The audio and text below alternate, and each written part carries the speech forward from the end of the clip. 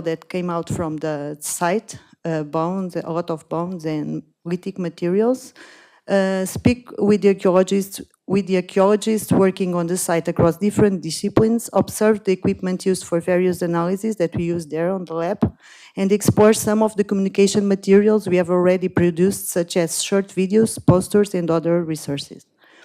We concluded the visit with a storytelling session featuring a new, still unpublished juvenile narrative about the site and its Paleolithic visitors. It's also presented in there is Rodolfo Castro, a storyteller from a Portuguese storyteller.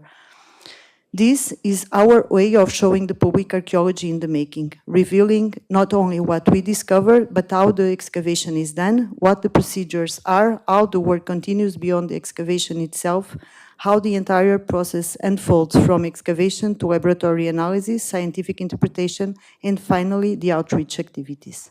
Thank you for your attention.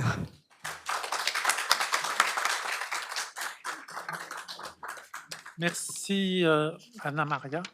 Oula, j'ai ça dans les oreilles. Merci Anna-Maria. Donc on va passer à Laura Derkak de l'INRAP France, donc sur une présentation d'une journée porte ouverte à Nîmes, dans le sud de la France. Bonjour à tous.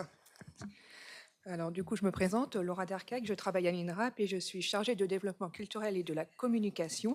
Et avec mon collègue, on s'occupe de la partie sud de la France. Et parmi tous les chantiers que nous suivons, il y a un chantier archéologique que je ne pouvais pas ne pas vous présenter et il se situe à Nîmes. Je vais juste récupérer la télécommande. Mais Maurizio, le PowerPoint. Grazie. Gracias. Hop. Alors, Nîmes est une ville antique exceptionnelle qui a conservé de nombreux monuments emblématiques comme les arènes de Nîmes que vous pouvez voir juste ici. Vous avez le jardin de la Fontaine qui est juste ici et la maison carrée qui est juste ici qui a été classée monument. Mais les interprètes ne peuvent pas t'entendre. Pardon, je répète. Désolée, je me suis un peu emportée. La passion parle. Donc, du coup, il y a des nombreux monuments emblématiques comme les arènes de Nîmes, la maison carrée qui a été classée UNESCO en 2023. Ah. Gracias.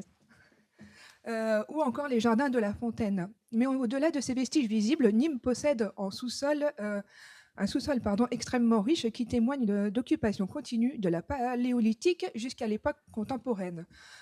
Depuis plus de 40 ans, il y a eu plus de 140 fouilles qui ont été réalisées par l'INRAP dans cette ville, renouvelant constamment notre connaissance de la ville.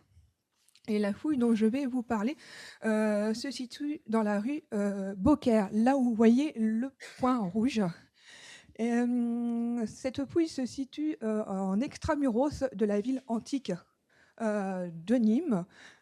Donc du coup, on savait...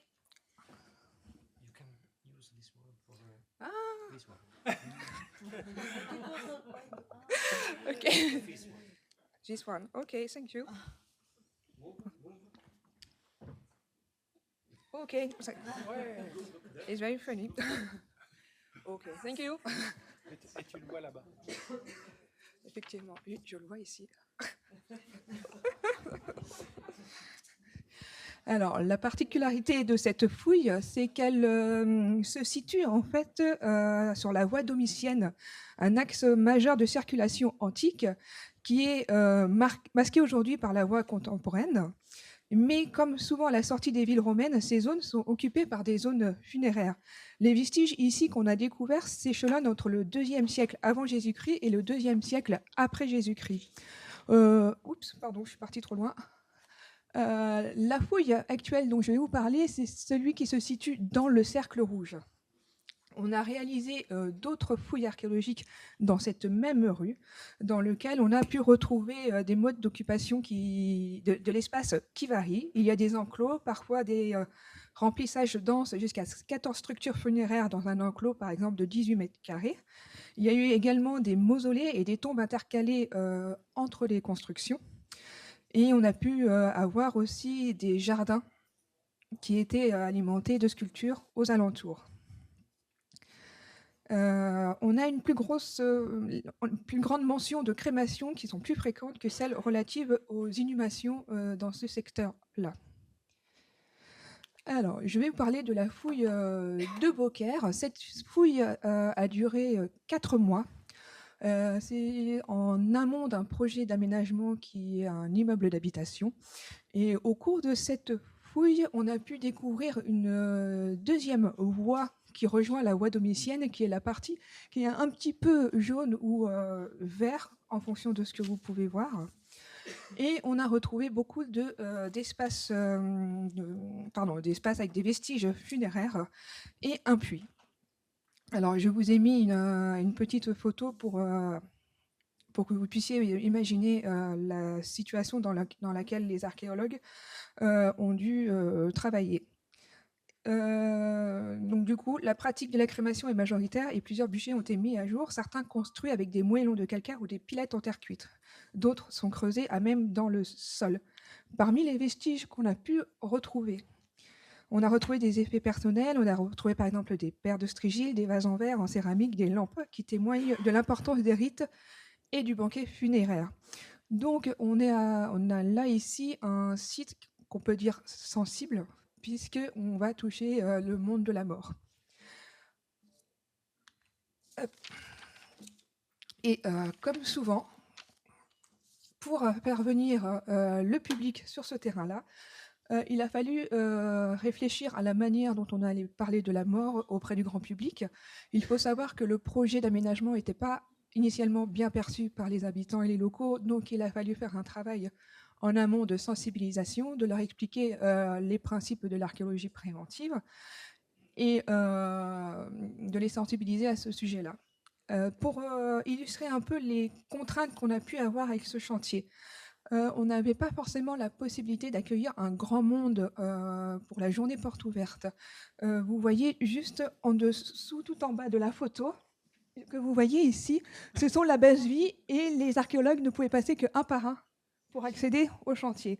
Donc on ne pouvait pas se permettre d'accueillir un grand public. On n'avait qu'une seule entrée qui était ici, qui donnait sur la rue. Pardon. C'est vrai que j'oublie, pardon, de... Tu vois, et on le voit là-bas. Voilà, effectivement. Effectivement, juste là, dans cette zone-là, en fait, on ne pouvait pas accueillir le public parce que l'espace était très restreint. On avait une entrée ici qui donnait sur la rue. Il faut savoir aussi qu'à cet endroit-là, on mangeait une bonne partie du trottoir et une partie de la rue qui était à sens unique. Donc on ne pouvait pas forcément non plus mettre des grands panneaux d'information puisque les gens ne pouvaient pas s'arrêter pour lire ici. On avait un petit souci, c'est que avant même qu'on puisse intervenir, il y avait déjà eu des pillages et des dégradations du terrain par des jeunes aux alentours, et il y a eu des tags. On a eu de la chance. Quand on a installé les panneaux, ça s'est très vite arrêté. Voilà. Ensuite, le terrain était un peu complexe, puisque, comme vous pouvez le voir, on a pas mal de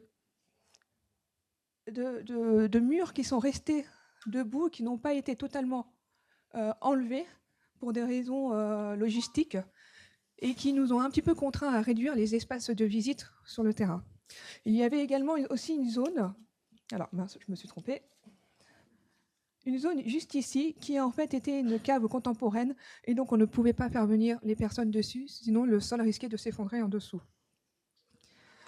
Alors, du coup, on a réfléchi à tout un système de circuits à l'intérieur qui a permis quand même de faire venir les visiteurs au plus près des vestiges, mais nous avons dû restreindre le nombre de groupes et le nombre de personnes qui pouvaient s'inscrire.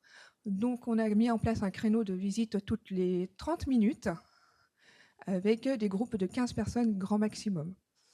On a accueilli ce jour-là plus de 250 personnes sur ce site archéologique. Et on a fait un gros travail avec les habitants, puisque beaucoup ont été un peu heurtés sur le fait qu'on ne laissait pas les morts tranquilles sous terre. Donc il a fallu leur expliquer qu'il valait mieux que ça se passe entre les mains des archéologues plutôt que la pelleteuse mécanique de l'aménageur. Voilà, c'est un peu cru, mais c'était un peu ça le propos. On a mis en place des panneaux aussi d'explication aussi à l'intérieur, beaucoup plus développés qu'on ne pouvait faire à l'extérieur. Et on a aussi présenté le mobilier archéologique dont je vous ai montré les photos sur site et on les avait mis dans une vitrine. Là, ça a eu beaucoup de succès puisque les habitants en fait, ont pu voir directement les objets qui ont été trouvés. Et ils n'ont pas eu à attendre la partie muséale ou exposition pour les découvrir après. Ensuite, on a également fait des interventions scolaires. On a privilégié les contacts de 3 établissements scolaires qui étaient à proximité de la fouille archéologique, dans l'objectif de faire la sensibilisation à l'archéologie, mais également de sensibiliser à l'histoire du quartier. Donc 3 établissements scolaires ont travaillé avec nous. On a fait une première intervention dans leurs écoles auprès des enfants pour leur expliquer le contexte de la fouille archéologique. Et on a également réalisé un atelier pédagogique en lien avec les vestiges trouvés sur place. Donc du coup, ici, nous avons fait un atelier, les urnes funéraires. Nous avons reconstitué des urnes funéraires trouvées sur le terrain, voilà, dans des saladiers, et les enfants devaient en fait étudier les éléments qui avaient été trouvés et essayer de reconstituer l'histoire de la personne qui était dans l'urne. Et par la suite, ils ont pu visiter le chantier archéologique.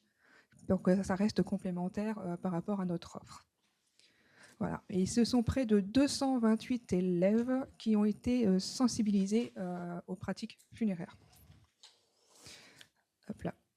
Et je vous partage aussi, si jamais vous êtes intéressé, un article alors, sur le site de l'INRAP, mais aussi un article italien sur cette fouille archéologique, puisqu'on a pu bénéficier d'une bonne communication internationale sur cette fouille.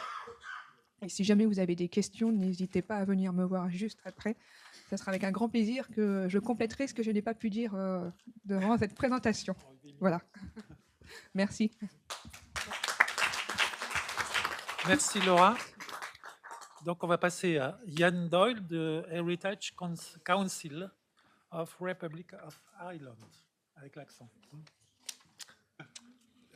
Thank you, Pascal. It is a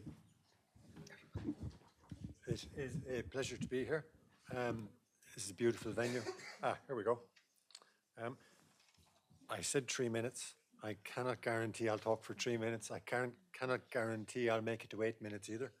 I originally aimed for 3. So European Archaeology Days, we have been taking part in this since 2003. We have a small number of events in Ireland every year.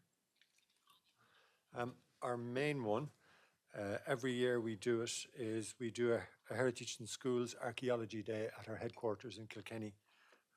Typically we would have, on a given day, 600 children, 65 teachers and their assistants from local primary schools. They engage in sessions about our heritage. You'll see in the image here, this was a carving of a late Bronze Age, a replica carving of a late Bronze Age bog idol or figurine. It was recovered in a bog in Central Ireland. So what we did was we engaged some woodworkers to carve it with some replica tools, and the kids were absolutely fascinated, and it was great fun. And we now have our bog idol in our garden as a monument or as a souvenir of that particular day. We also do in Ireland, we do a number of digital events to mark Archaeology Days.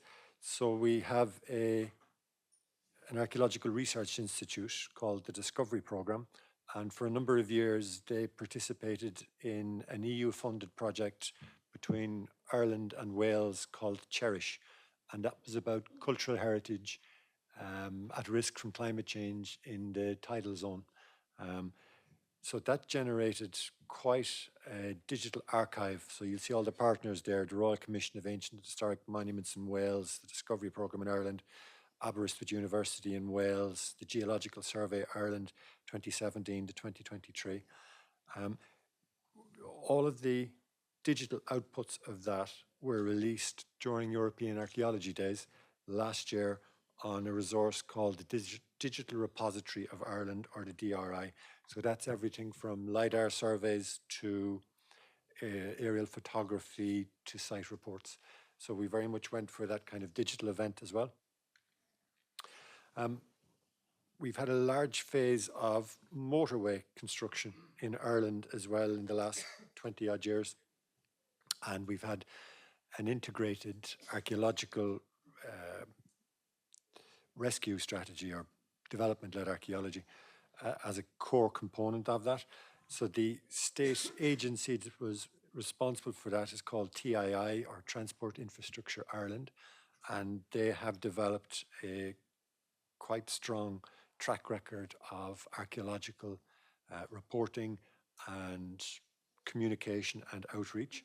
I'm going to try this red dot now. Oh, yes. So you can see on the map, and you'll notice that there are various lines. They reflect the paths of new roads, and each red dot is an archaeological report. So for European Archaeology Days last year, they again collaborated with the Digital Repository of Ireland to release a digital heritage collections portal.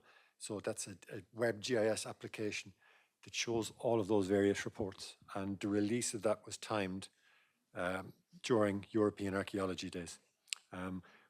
We see digital events as a key component of that. But it's not just digital events we do. This, is, for example, is one of our partners, a local government in Wicklow County Council. We would fund a range of community archaeology projects every year, and we always put a condition on it to do an event for European Archaeology Days. The organisation I work for, the Heritage Council, is a grant-giving body.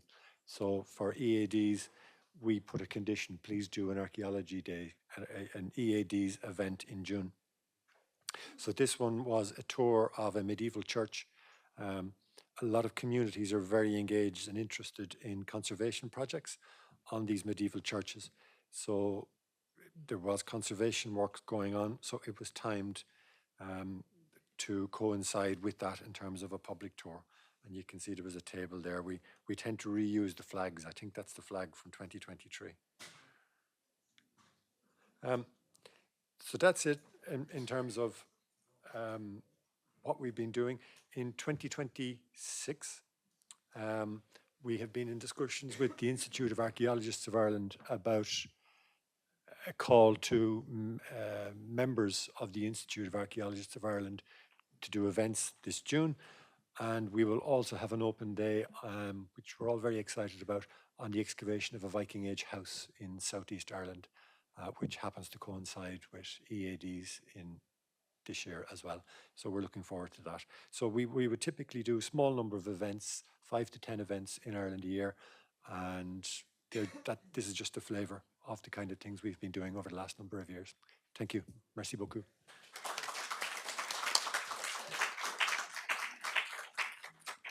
Merci Yann, merci à vous trois. On va passer aux trois suivants. Manon Finetti, je l'ai vu. Manon Finetti et Victor... Non, ils ne sont pas là? Non, apparemment non. Hein. Donc je vais appeler Alain Guillaume, Sandrine Alain et Agnieszka Onikjuk, pardon. Agnieszka. Ah. Donc c'est Nina Glinska qui va parler. Hein?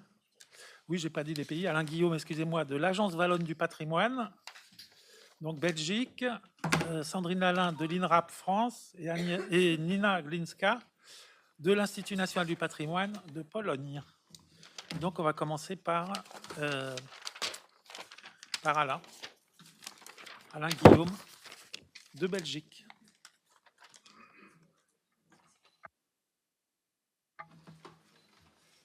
Comment on lance le PowerPoint? Ici. Et alors là, c'est suivante, c'est ici, là. Ça c'est devant, ça c'est derrière. Parfait. Voilà. Voilà, moi c'est Alain Guillaume. Je suis avec ma collègue Claire Goffiul. Donc on vient de Wallonie. C'est la partie sud de la Belgique. Pour vous parler un petit peu de notre action qui se déroule depuis 3 ans. Donc, depuis 3 ans, notre agence assure la coordination des journées pour la Wallonie, avec un objectif qui est plutôt simple, qui est de structurer les initiatives, garantir une certaine cohérence et surtout rassembler les acteurs qui, chacun à leur manière, contribuent à la médiation de l'archéologie en Wallonie. Alors, ce rôle est essentiel parce que notre patrimoine, notre paysage patrimoine en Belgique et en Wallonie, il est assez fragmenté. Donc, au niveau des compétences, on est limité au patrimoine immobilier. Tout ce qui est culture et musée, par exemple, ça ne dépend pas de nous. Ça ne veut pas dire qu'on ne travaille pas avec eux, mais en fait, ils ont d'autres directions et d'autres structures institutionnelles. Dans notre cas, donc au niveau de la région wallonne et pour tout ce qui est patrimoine immobilier, on agit avec une volonté de faire un espèce de fil rouge. Donc, on accompagne les partenaires, on essaie d'harmoniser la communication et on veille à faire émerger une dynamique commune, lisible et accessible pour le grand public. J'ai déjà une dia de retard. Donc, voilà la dia.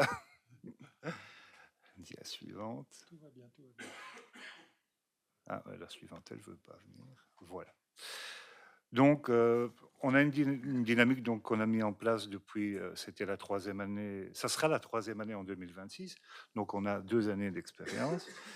Jusqu'à présent, ça fonctionne plutôt bien. La première année, on avait à peu près 1000 visiteurs sur moins d'une dizaine de sites, d'endroits. L'année dernière, on était juste en dessous des 4000 visiteurs sur une quarantaine de sites.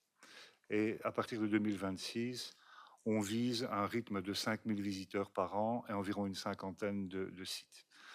Ce n'est pas qu'une courbe qui monte, c'est aussi le signe quelque part d'un certain appétit du public pour ce qui l'intéresse, parce que l'archéologie, ça intrigue, ça fascine évidemment. Et le but que nous, on veut mettre en avant, c'est de montrer ce qui se passe derrière une fouille, comment les objets sont traités et comment on fait parler les vestiges. Alors, pour arriver à ce résultat cette année, on pourra compter sur un réseau de 17 lieux gérés en interne par notre agence. Et sur ces 17 lieux, il y aura une trentaine d'activités. Mais on travaille en complémentarité donc avec des ASBL, des institutions extérieures, privées la plupart du temps, qui elles-mêmes vont proposer une trentaine d'activités complémentaires. Donc, ce sont des musées, des sites, des centres patrimoniaux. On va essayer aussi de mettre en avant des laboratoires pour enrichir la programmation. L'idée ensemble, c'est d'être engagé autour d'un projet qui fédère. Et donc, ça me fait penser à un petit mot dont Pascal a parlé tout à l'heure. On est soumis à, en fait, pour aider les associations privées qui travaillent avec nous, on est soumis à un système d'encodage en interne au niveau de la Wallonie qui permet de distribuer des petits subsides pour aider, en fait, pour accompagner les organisateurs d'événements, ce qui nous oblige, en fait, à enregistrer une première fois les activités au niveau de la Wallonie. Mais par contre, notre agence répercute les inscriptions dans un second temps sur le site européen. Alors, en 2026, on a souhaité mettre en lumière sur l'ensemble des 50 lieux d'activité un thème qui est absolument fondamental pour nous, c'est ce qu'on appelle le post-fouille. Donc, en gros, c'est tout ce qui se passe après le terrain. C'est un choix cohérent avec les priorités de notre gouvernement, qui souhaite renforcer la phase d'étude, de documentation, de conservation, de restauration après la fouille de terrain. C'est finalement le cœur battant de l'archéologie, parce que c'est là que les données deviennent des connaissances, et c'est aussi là qu'on comprend ce qu'on a trouvé, qu'on le compare, qu'on l'identifie, qu'on l'interprète. Et forcément, c'est aussi à ce niveau-là que se jouent les enjeux de conservation à long terme. De surcroît, c'est une étape qui est très méconnue du grand public. Et donc, c'est pour ça que cette année-ci, on a voulu vraiment insister sur cette question-là. Et donc, cette année-ci, il y a un événement particulier chez nous, c'est que pour la première fois depuis la régionalisation de la Belgique, on a enfin un vrai dépôt archéologique centralisé qui a été créé. Et le hasard fait qu'il sera inauguré la semaine avant les Journées européennes d'archéologie. Et donc, il va y avoir toute une série d'expositions, de présentations, de partenariats qui auront lieu dans ce cadre-là. Et en fait, on va prolonger l'action jusqu'à la semaine suivante pour que, dans le cadre des Journées européennes d'archéologie, tout le monde puisse en profiter. Voilà, bon, ce centre de conservation et d'études, il est situé près de Namur.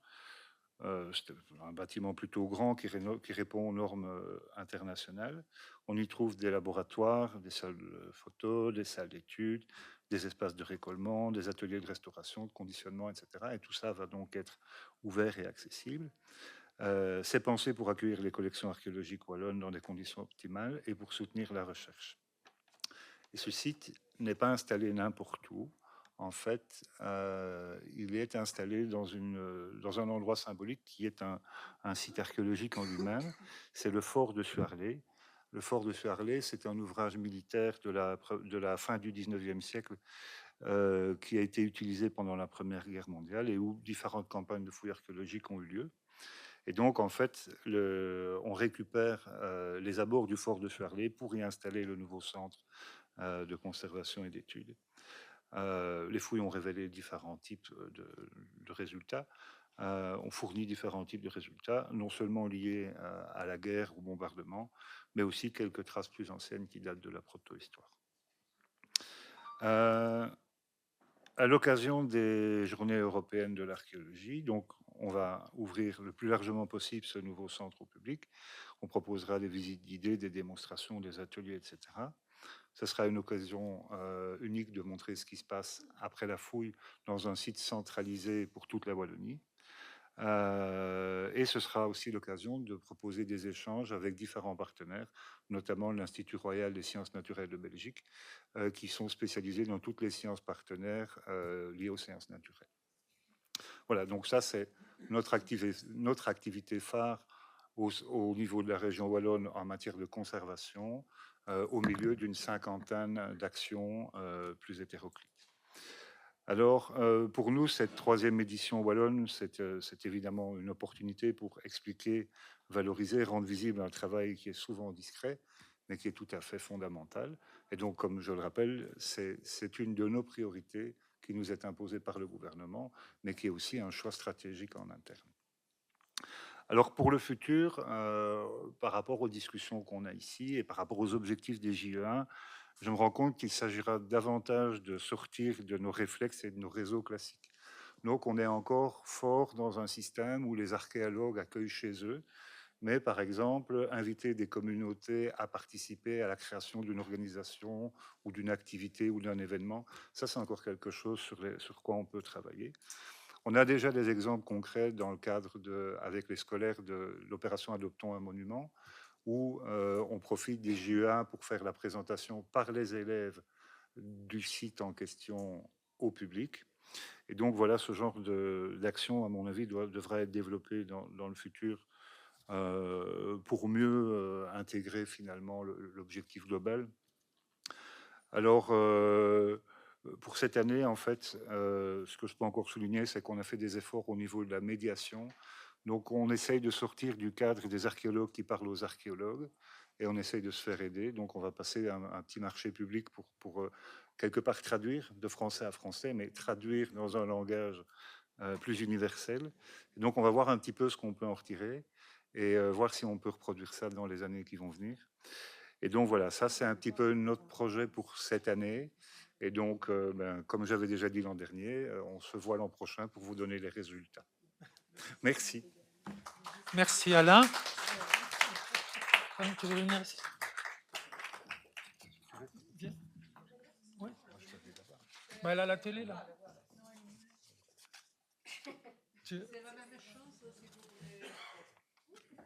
Parce que tu as la télé là. Bon, c'est pas grave, c'est bon.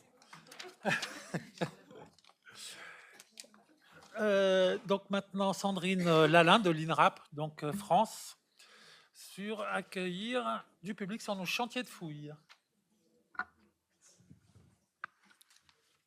Okay. Chers amis européens,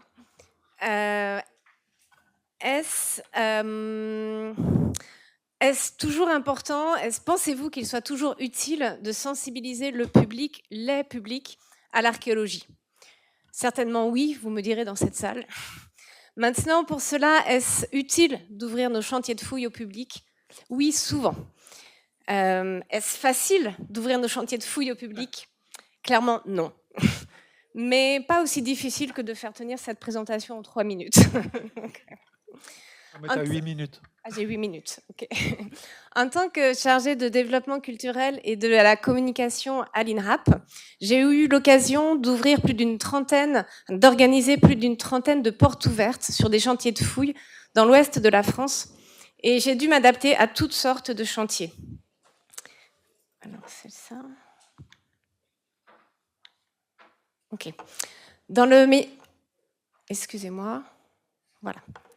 Dans le meilleur des cas, les vestiges parlent d'eux-mêmes, comme sur cette photo que vous voyez en bas à droite, avec des termes gallo-romains à Langrelay-sur-Rance, en Bretagne, où plus de 5000 visiteurs ont afflué dans la journée. Mais, tout le monde n'a pas la chance d'habiter à Rome, ou même dans le sud de la France, et un chantier d'archéologie préventive en France, cela ressemble parfois à un champ de cailloux. Alors, comment faire ? Eh bien, lorsque les vestiges sont difficiles à voir, sont peu visibles, des fosses, des fossés, des trous de poteaux, nous pouvons utiliser de nombreuses illustrations, comme ici, mais nous pouvons aussi matérialiser les bâtiments en plantant des rondins de bois à l'emplacement des trous de poteaux, pour que les visiteurs puissent imaginer les volumes, les dimensions du bâtiment. Et même, lorsque l'équipe est très motivée, nous pouvons aller jusqu'à reconstruire certaines maisons, comme ici, sur ce site du Néolithique à Châteaugiron, en Bretagne. Ah. Voilà. Autre difficulté, Qu'est-ce qui se passe? C'est bon. Ah. Excusez-moi. Voilà. Autre difficulté. Ça va y arriver. Autre difficulté, la taille des chantiers de fouilles. Alors que le site de Châteaugiron était très étendu, environ 5 hectares avec 3 fenêtres de fouilles, ce qui nous a obligés à organiser les visites par zone, avec plusieurs guides archéologues pour chaque zone, chaque archéologue emmenant son groupe jusqu'à la zone suivante où un autre archéologue prenait le relais. Ici, sur ce chantier de fouilles dans le centre-ville de Rennes, l'espace était au contraire très exigu, très restreint.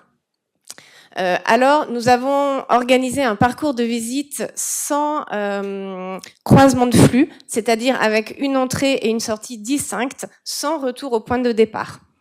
Nous avons dû aussi aménager certains points de vue en hauteur, comme ici par exemple, et même installer un grand miroir, c'est ce que vous voyez sur l'image en bas, pour que les visiteurs puissent voir les squelettes à l'intérieur des tombes.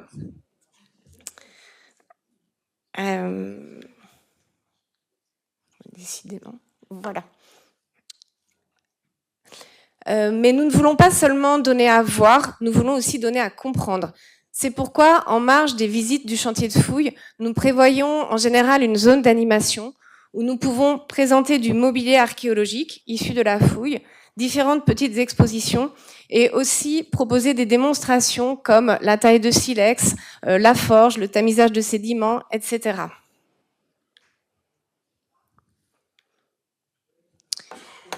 Ah. C'est vraiment difficile en 3 minutes. Grâce à différents ateliers pédagogiques que nous avons conçus à l'INRAP, nous permettons aussi au public de mettre la main à la pâte et les visiteurs peuvent s'initier à remonter des poteries avec les céramologues, à étudier des échantillons de bois avec les xylologues, à étudier les ossements humains avec les anthropologues et même à construire un mur en torchis. Nous pouvons aussi inviter des partenaires locaux, comme sur ce chantier de fouilles à Mauges-sur-Loire. Sur ce chantier très atypique, en bord du fleuve la Loire, nos partenaires locaux nous ont parlé de filets de pêche, de bateaux de Loire, mais aussi d'oiseaux migrateurs grâce à l'installation artistique que vous voyez en bas à droite, que nous avons intégrée à la visite, au circuit de visite. Mais ce que le visiteur ne voit pas, en revanche, c'est toute la préparation, la longue liste de choses à cocher avant d'accueillir du public sur nos sites, que ce soit en matière de stationnement, de sécurité, de mobilisation des collègues, de cheminement, etc. Sans oublier une solide communication, mais ça, ma collègue Mao vous en reparlera dans un instant. Voilà, pour que tout soit prêt le jour J, il y a de nombreuses étapes et 1 millier de détails à peu près à mettre en œuvre. Alors, dans tout cela, on pourrait se demander, mais au final, qu'est-ce qui est le plus important lorsqu'on ouvre un chantier au public?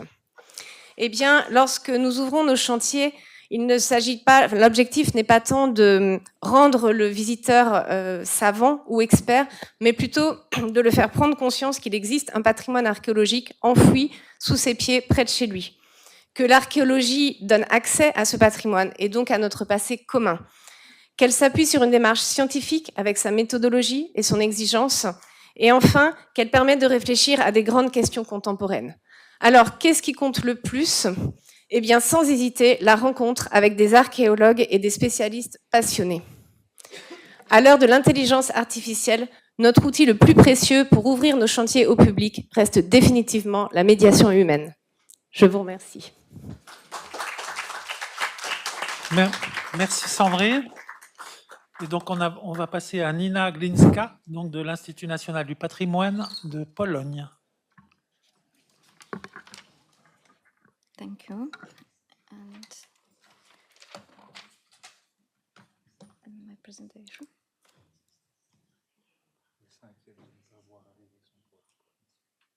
Oh, okay. Hello, everyone. I would like to say a few words about events in Poland in the last year, which are organized on EID and which are bounded somehow with the topic of the public behind the curtain of archaeology. First of all, I want to say that, however, in Poland, year after year, we have growing numbers of events on EID. The open days are still very rare. And we want to show you some examples of this kind of events to underline and to promote the efforts of these institutions in Poland who organized this kind of event in the last year.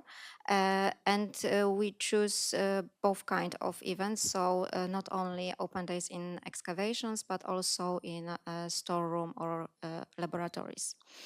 In 2025, we had only 4 open days in Poland.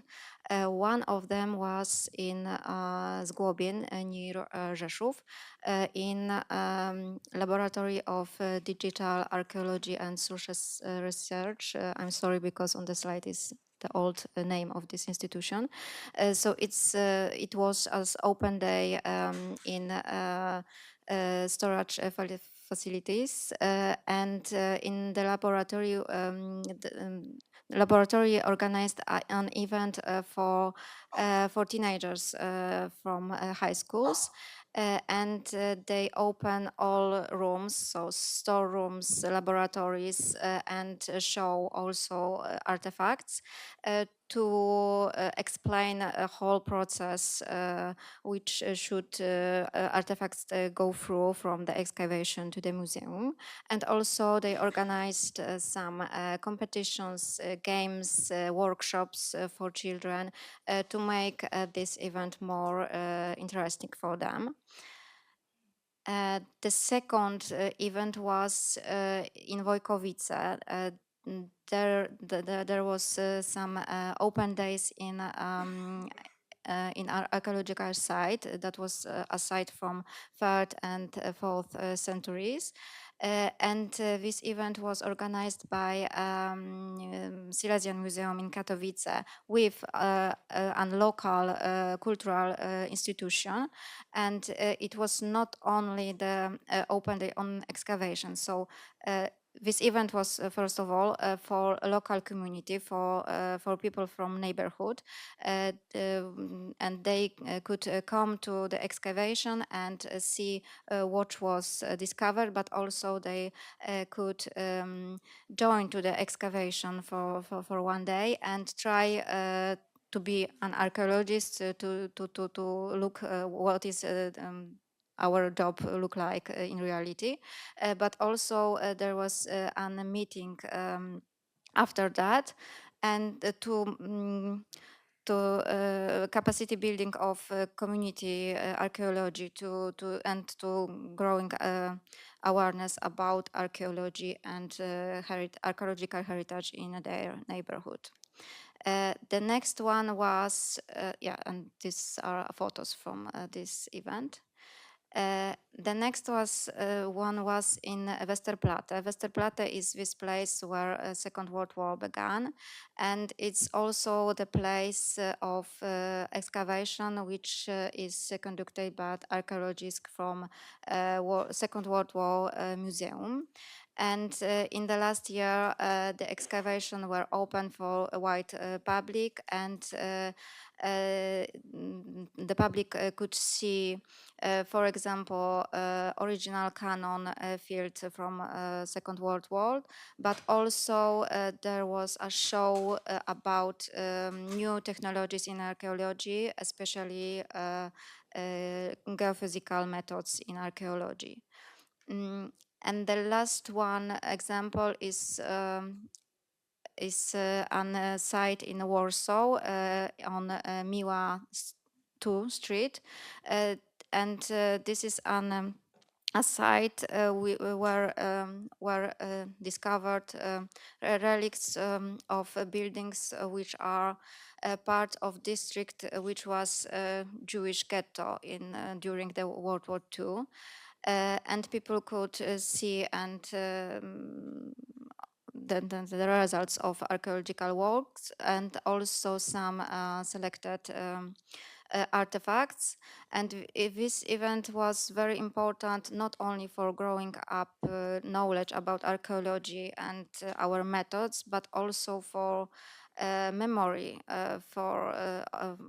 about Jewish community in Poland before World War II, which was almost disappeared after the war because of Nazis and Holocaust. And the last thing what I like to say is about the dates, because our colleagues from these museums are underlined that because in Poland we had no discussion about date of EID in general, because for us it's a quite good term, because there is end of school years, and teachers in this date are looking for some interesting activities for children.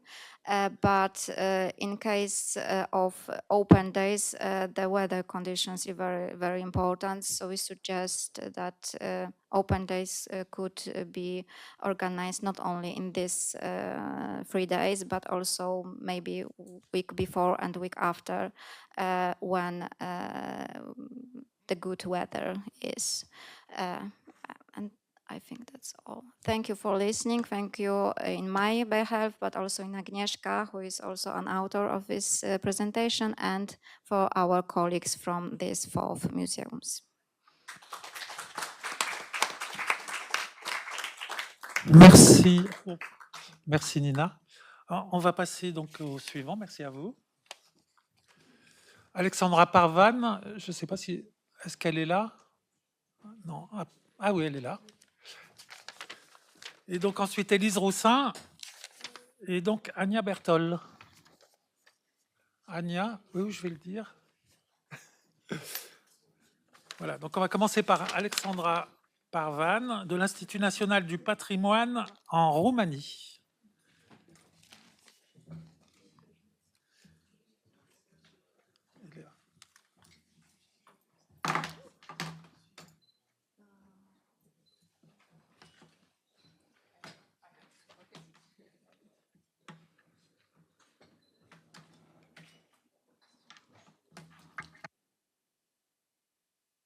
Sandra Purvan from the National Institute of Heritage, Romania. Romania has participated for 6 years in the European Archaeology Days, and the National Institute of Heritage has consistently sought to develop more effective methods of promotion, both within the museum and professional environment and among the wider public.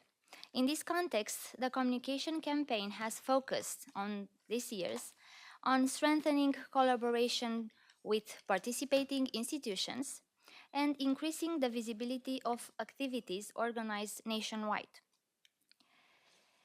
To support museum and cultural institutions interested in taking part in EAD, INH developed a participation guide dedicated to museums, which was distributed through the Romanian Museum Network.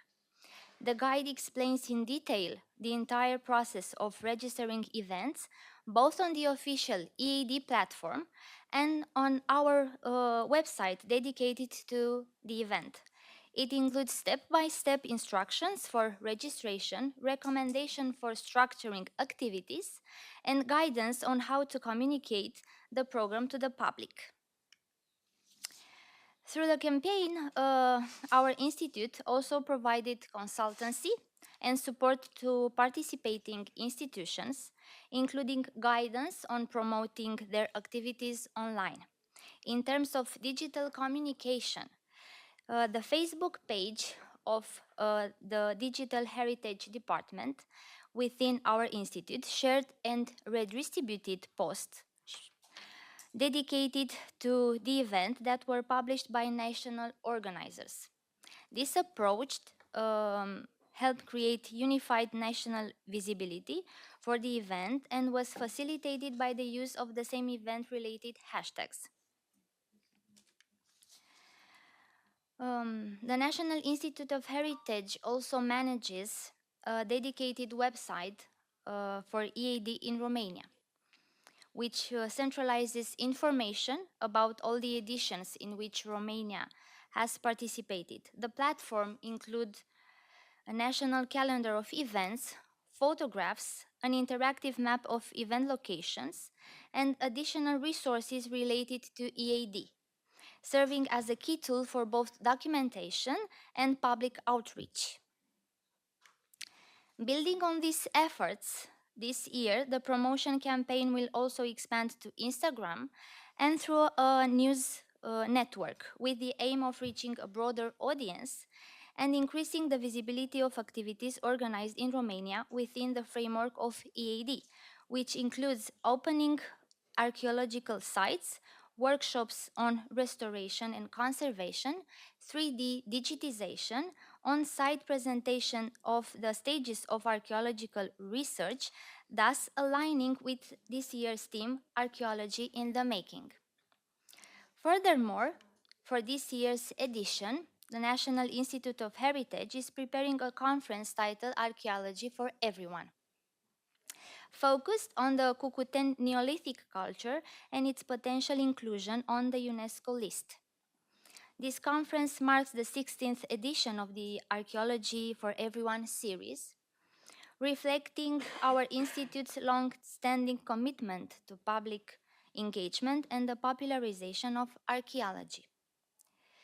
It's important to mention that NIH acts as the national authority responsible for the preparation of UNESCO World Heritage nominations, playing a central role in the documentation, coordination, and promotion of heritage properties proposed for international recognition. In this context, Romania, the Republic of Moldova, and Ukraine are currently working on a joint nomination for the inclusion of the Cucuteni Neolithic culture, named after the eponymous site in Iași County, on the UNESCO World Heritage List.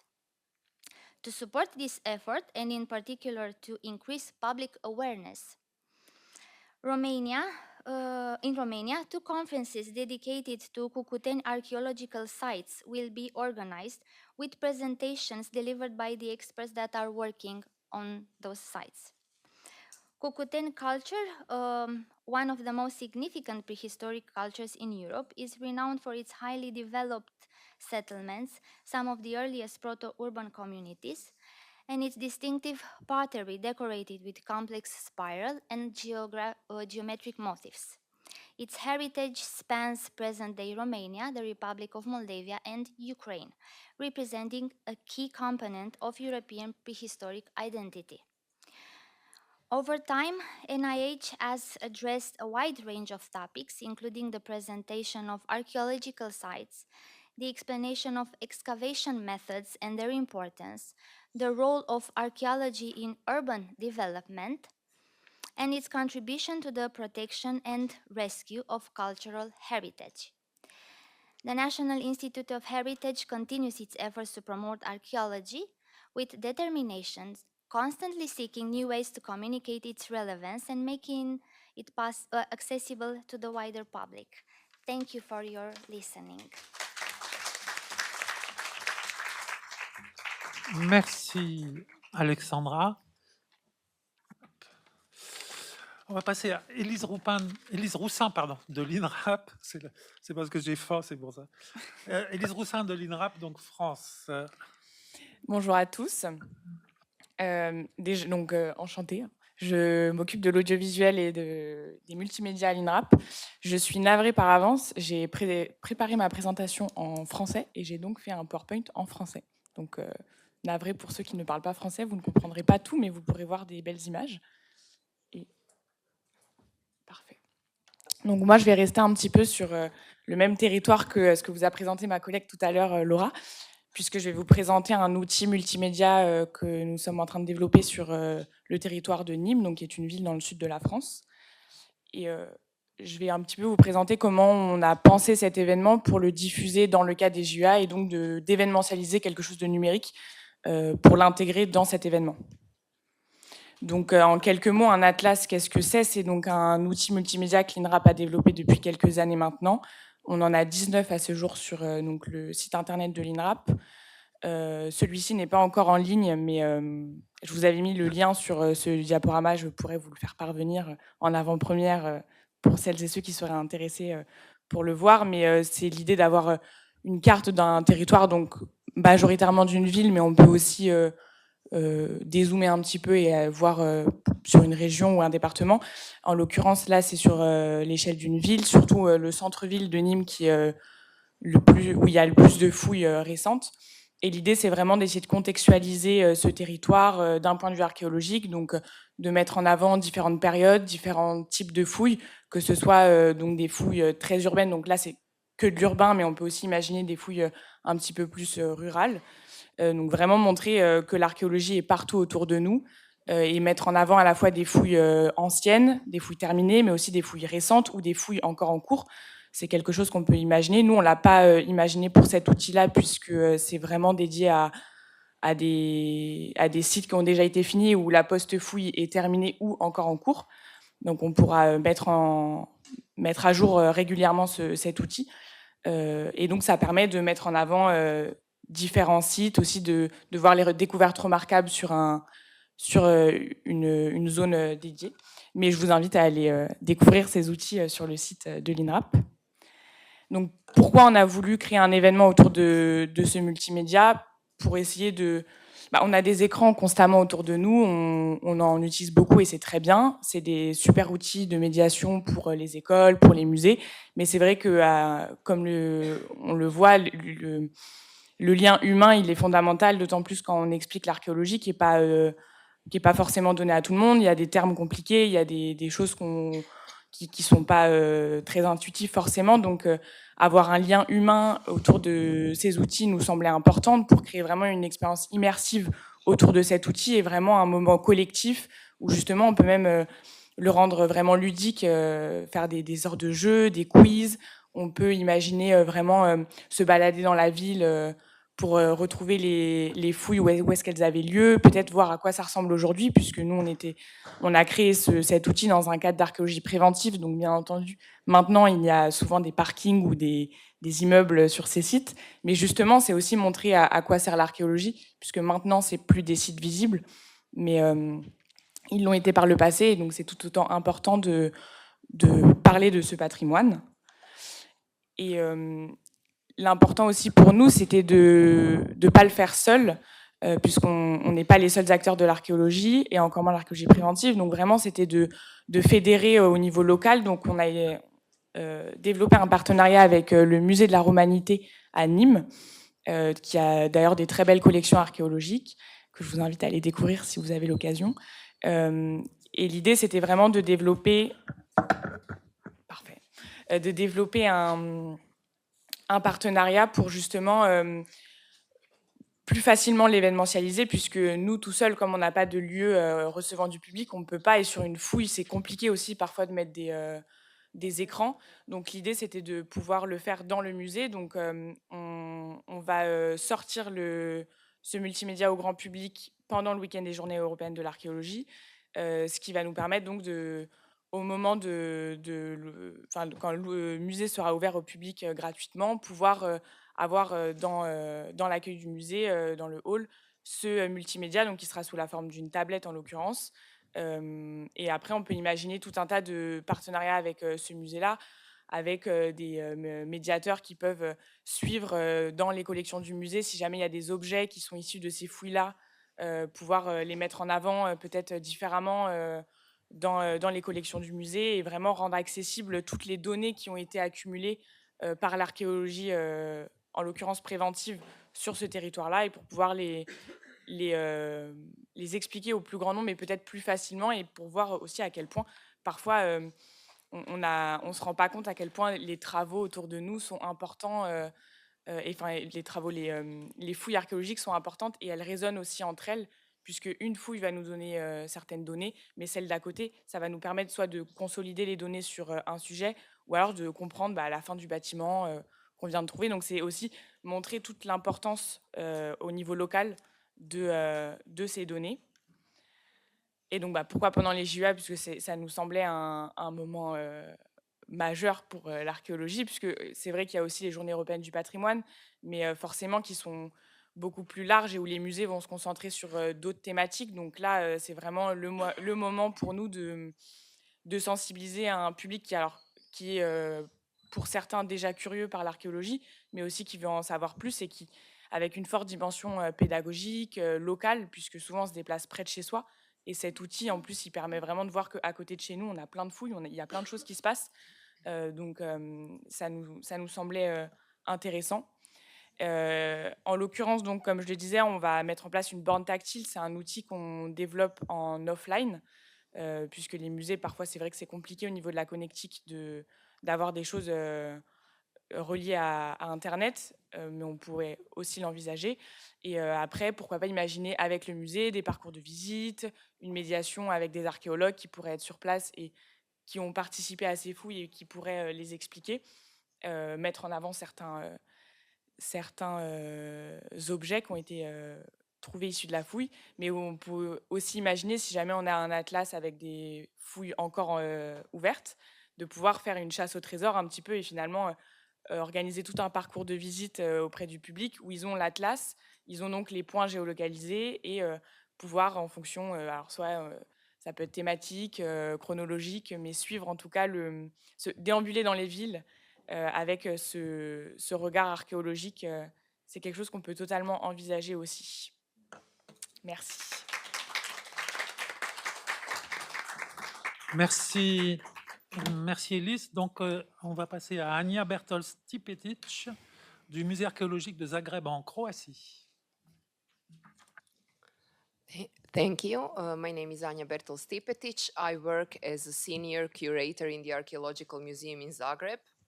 And presentation. Okay. It will come.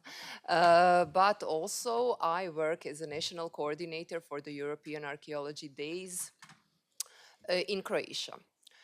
Today, I will present the Roman town and archaeological park of Andautonia. So, Andautonia is a Roman town which is situated in present-day village Ščitarjevo. You can see on the map of Croatia, and it is marked the location of present-day village Čitarjevo, which is situated about 10 kilometers southeast from Zagreb, the capital of Croatia. So on that so in Čitarjevo, there is an archaeological site of Andautonia, and the research over there is conducted over the last 50 years. Among other, there are archaeological excavations, geophysical service, aerial photography, field service, etc. And all those types of research discovered that there was a Roman town that lived from the 1st until the 4th century AD. Archaeological Park of Andautonia was opened on the archaeological site of Andautonia since 1994, and it is managed by the Archaeological Museum in Zagreb. So this is the first archaeological park in Croatia, and you can see on these images inside the archaeological park, you can see the excavated section of the Roman town of Andautonia, which is presented and made accessible to visitors. In all the activities, particular attention has also been given to the visual identity in order to establish a recognizable cultural tourism destination. So here on this picture, you can see this little guy. His name is Marcus Juventius Primigenius. His name was discovered on a stone altar that he dedicated in Andautonia in the end of the 2nd century. So he's the main character on each product related to archaeological park of Andautonia. Open days at the Archaeological Park of Andautonia are held each year during the European Archaeology Days. This is a traditional event, and it is held exclusively within the already explored part of the town and presented part of the town, while other sections are still under research. So usually these European Archaeology Days in the Andautonia include free entrance for all the visitors, guided tours through these 2 days, and educational workshops where in the authentic environment people can experience to be a little archaeologist or archaeologist amateurs. Then a lot of games that were popular in ancient Rome are held. Also, the whole process of making Roman ceramic vessels, oil lamps, jewelry, etc., is given to the public, and general public can participate in all these kind of activities and see and learn the progress of making those Roman objects. Besides that, there's an exhibition of Roman scents, but it is situated in one small building that was former fire station, because there is no visitor infrastructure in the archaeological park of Andautonia for now. You will see the next slide. And this 2-day program of European Archaeology Days in Andautonia even includes food preparation following Roman recipes. And these all activities are aimed for general public, so for school children, families, adults, etc. And the main goal is to present and popularize an everyday life in the Roman town of Andautonia. Here on these pictures, you can see some activities that are held there. So school children can excavate with real Roman pottery. The presentation of making of Roman oil lamps, ceramic vessels, making jewelry, etc. is also presented, and the other activities that I was talking about. And to conclude, the aim of the open days at the Archaeological Park of Andautonia during European Archaeology Days are to popularize the Roman town of Andautonia, to present the lives of people who lived there circa 2000 years ago, and to raise awareness among all the visitors concerning the preservation of Chitarjevo's rich archaeological heritage. But there's one weakness that I was talking about, and that is that archaeological park of Andautonia is opened only from 2nd of May until the 31st of October, because there is no visitor infrastructure on the site, and all the activities depend on the weather conditions. But there is the idea of interpretation center that would enable all these activities to be held all year around, independently on weather conditions. So there is an implementation project of the Andautonia Interpretation Center. It was already made, but the funding is lacking, but we hope that in the future this thing will be resolved. So on these pictures, you can see a plan of that building, of that interpretation center. And the goal of it is to present a Roman town in a modern way, as well as to present the cultural and historical values of Chitarjevo region. And it would offer visitors a visitor infrastructure and a space where programs can be held during entire year. And thank you for your attention. Merci Anya, merci à vous tous. Et donc, je vais appeler les 3 suivants. Je pense qu'on a un peu dépassé, oui. Pochino. Alors, j'appelle Mao Tirel, David Weiss et Martha Arcos ou Christina. Les deux.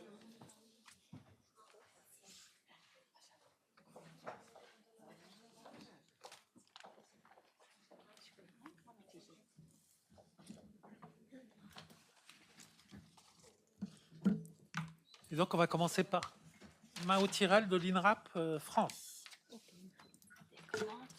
Et le...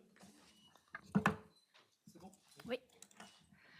Bonjour, donc je m'occupe à l'INRAP des relations médias au niveau national et éventuellement international. Mais je ne travaille pas seule, je fais partie d'une direction du développement culturel et de la communication dirigée par Thérésia Duvernay, qui est forte d'une quinzaine de personnes, et je travaille également la main dans la main et en parfaite harmonie avec mes collègues en région, dont vous avez vu 2 ce matin, Sandrine et Laura. Donc je vais vous parler aujourd'hui des relations avec les journalistes dans le cadre des JEA. Alors, à l'INRAP, les JEA, c'est un moment, je dirais pas compliqué, mais complexe, puisqu'on a une double casquette. On doit à la fois communiquer pour le compte des JEA, tout en faisant entendre notre voix en tant qu'organisateur individuel, c'est-à-dire la voix de l'INRAP. En gros, le seul message qu'on a, c'est quand même découvrir l'archéologie en train de se faire, ce qui colle parfaitement au thème de cette année. Il faut aussi savoir que c'est souvent la seule chose qui intéresse les journalistes. On fait beaucoup de sensibilisation aux autres aspects du métier, mais rien ne remplace pour eux l'archéologue à genoux par terre en train de creuser avec sa truelle un site. Ce qui donne des fois des moments un peu complexes quand vous avez des prescripteurs nationaux qui sont là et qui voudraient parler aux journalistes. Et le journaliste, lui, veut le technicien qui est en train de dégager le trou de poteau. Voilà, ça donne des moments un peu bizarres, mais voilà, ça fonctionne. Donc, quand on communique pour les JA, il y a une nécessité qui est d'anticiper. Ça n'est pas le même rythme de communication. Nous commençons chaque année à communiquer 3 mois avant l'événement pour être sûr de fixer l'événement dans l'esprit des journalistes et notamment des mensuels. Ça commence avec des partenariats médias qui sont soit gratuits, soit payants et qui fluctuent en gros en fonction du succès du partenariat et des budgets alloués. Donc, on prend en compte les délais de bouclage des journaux. Ah oui, je m'excuse, un moment d'égarement, j'ai moi aussi fait mon PowerPoint en français. Voilà. Et donc, un des impératifs, c'est de figurer au moins dans les agendas des manifestations de l'été, parce que les journaux font leur numéro d'été, paraissent en juin, juillet, et il faut tomber au bon moment, et il faut au moins 3 mois avant qu'ils aient ces dates. Pour l'INRAP et pour les JEA, le discours, c'est une chance unique de visiter des chantiers et des lieux habituellement fermés au public. C'est en effet une occasion pour rencontrer archéologues et chercheurs. À l'INRAP, on n'a pas de médiateur. C'est vraiment un contact direct entre la presse, qui est un public comme un autre, et les chercheurs. Et le message principal, c'est il y a forcément quelque chose à côté de chez vous. Ça va plaire à vos enfants, ça va plaire à votre famille, ça va vous occuper un week-end. Tout le but est de renvoyer sur le site, parce que nous n'avons pas de catalogue avec plus de 600 événements ou même 1000. On ne peut pas éditer de catalogue, ça coûterait une fortune, et le diffuser où? Dans toute la France, ça n'est pas possible. Donc nous, vraiment, tout le but est de renvoyer sur le site des JEA. Donc pour ça, pour le compte des JEA, nous avons un certain nombre d'outils que nous diffusons très très largement. Ça tient même du harcèlement. On commence avec des prenez dates. Alors prenez date J-3 mois, prenez date J-1 mois, prenez date J-3 semaines, J-2 semaines, J-1 semaine, J-3 jours, 2 jours, 1 jour. Oh, c'est aujourd'hui. Voilà, c'est ça, c'est le harcèlement. Nous avons également un communiqué de presse qui n'est pas celui des JEA, mais qui est celui du ministère de la Culture. Alors là, le problème, c'est de l'avoir dans les temps, parce que nous ne contrôlons pas le ministère de la Culture. Donc, il nous arrivait par le passé d'avoir le communiqué de presse le lendemain de la manifestation. Heureusement, depuis quelques années, ça s'améliore. L'outil principal, c'est quand même également la diffusion d'un dossier de presse, dont je vais vous parler un petit peu par la suite, et également d'une large sélection iconographique. Les journaux ont besoin d'images pour vendre la manifestation. Le problème des JEA, c'est que quand vous parlez un mois avant de la manifestation, vous n'avez pas les photos de la manifestation.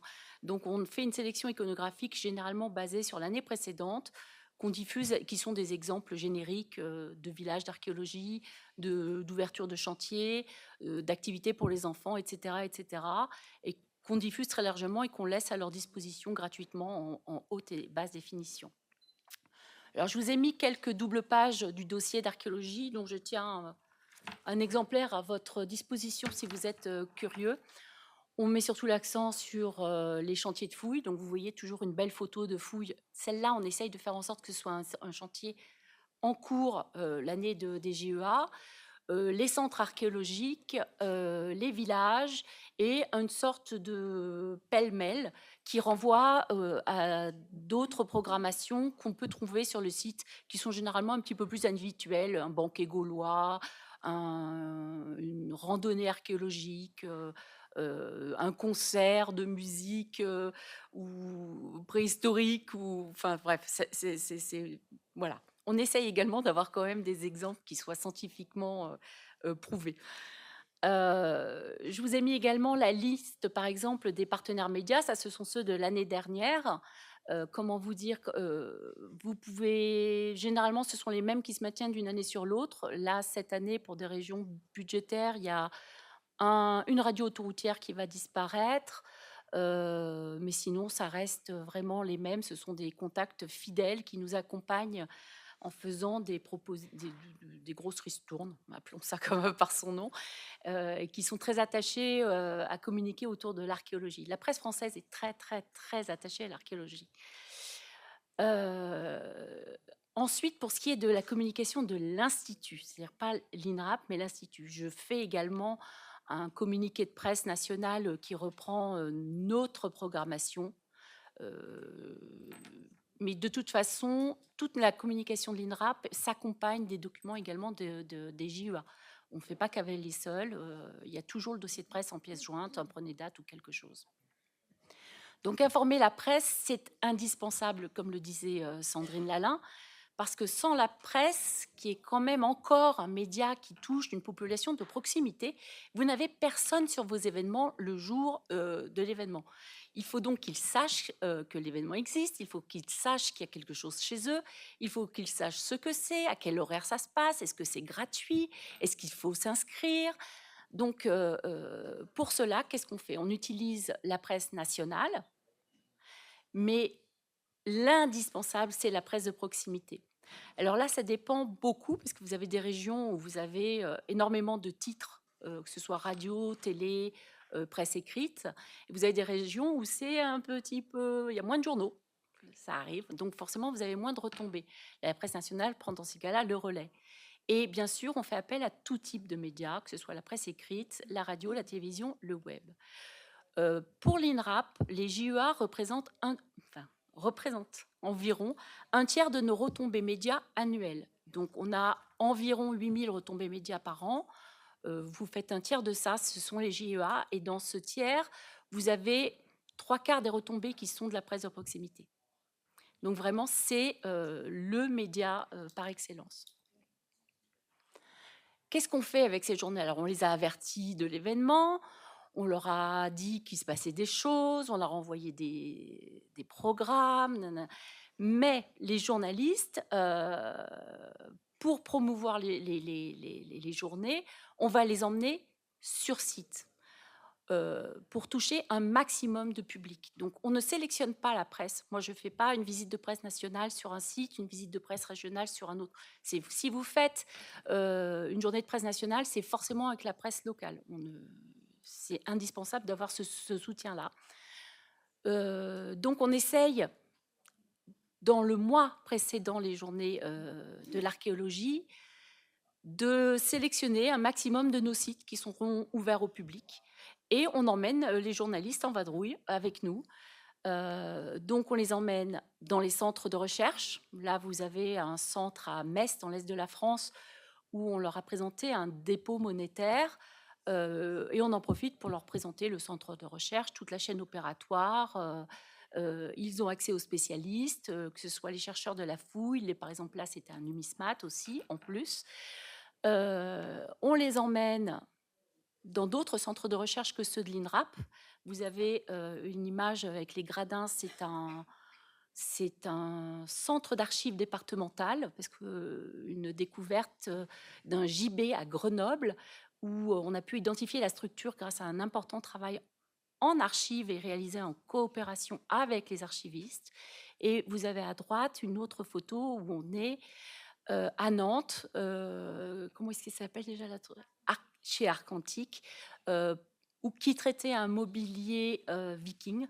Et donc, on est sur le post-fouille, peu de temps après la fouille, et on présente les programmes de recherche et les différentes analyses qui ont lieu dans ces centres de recherche qui ne sont pas des centres de l'INRAP, puisqu'on n'a pas tous les équipements, c'est normal.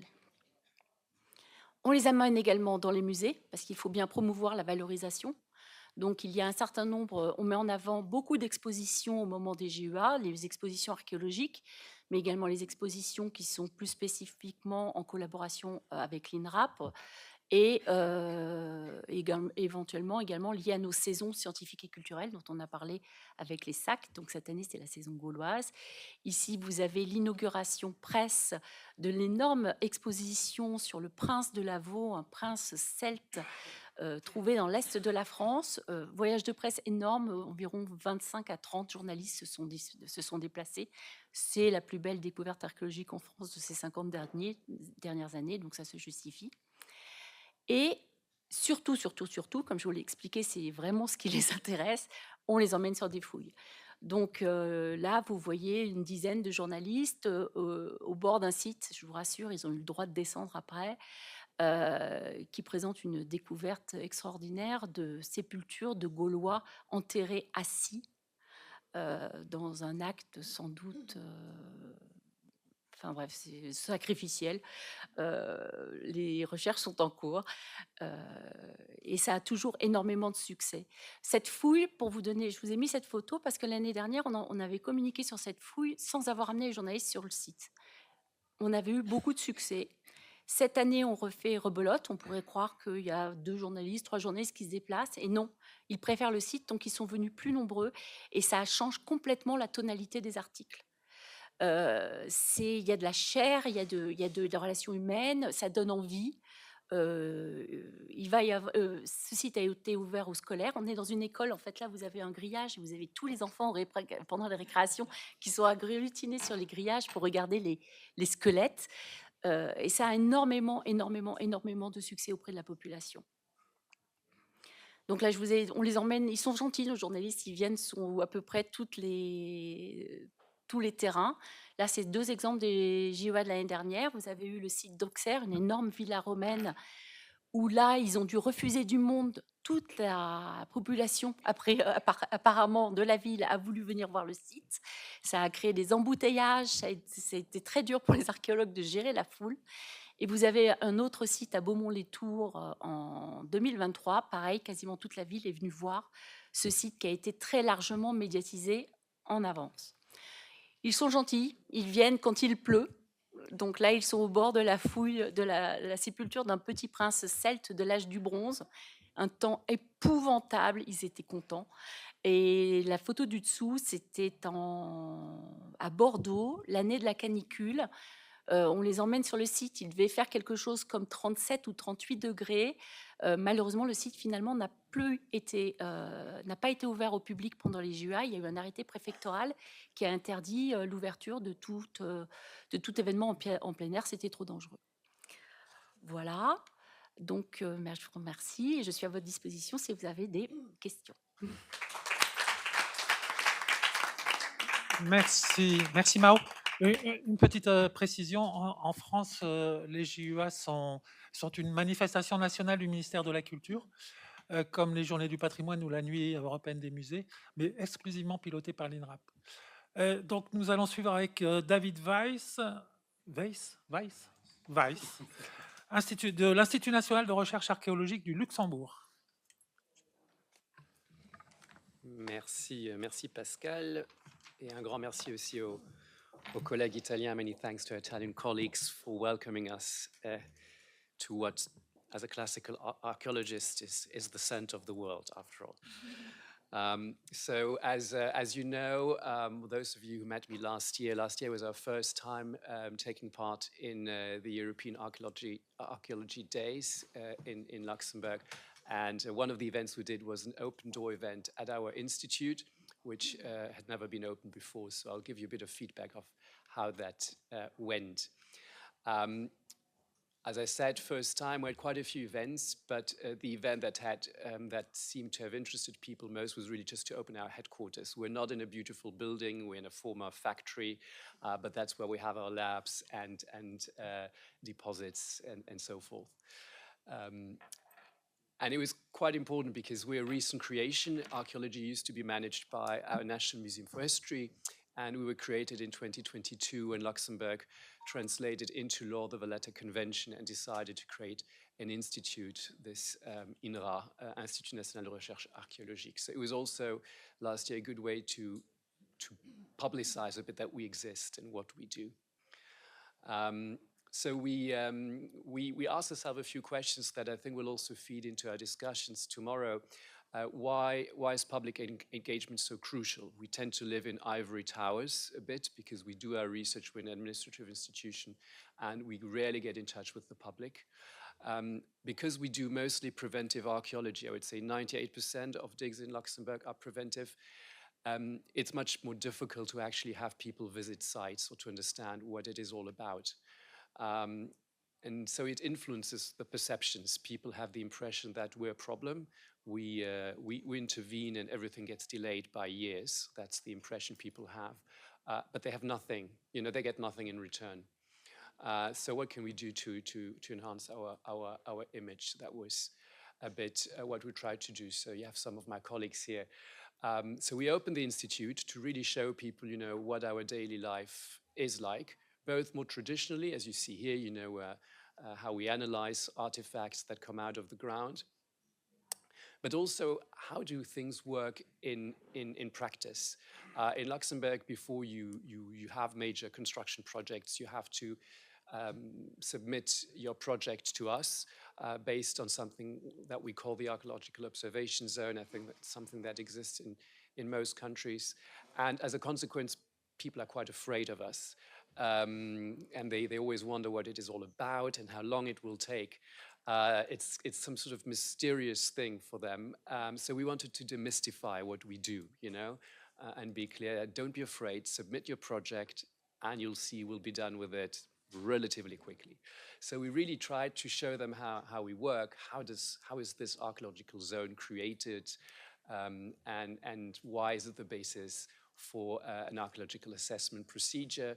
You know, again, to get the good word out there of how we work, that we are very much a normal administration, but also that our impact or the impact any project will have is meant to make sure that we don't lose information of our past, about our past.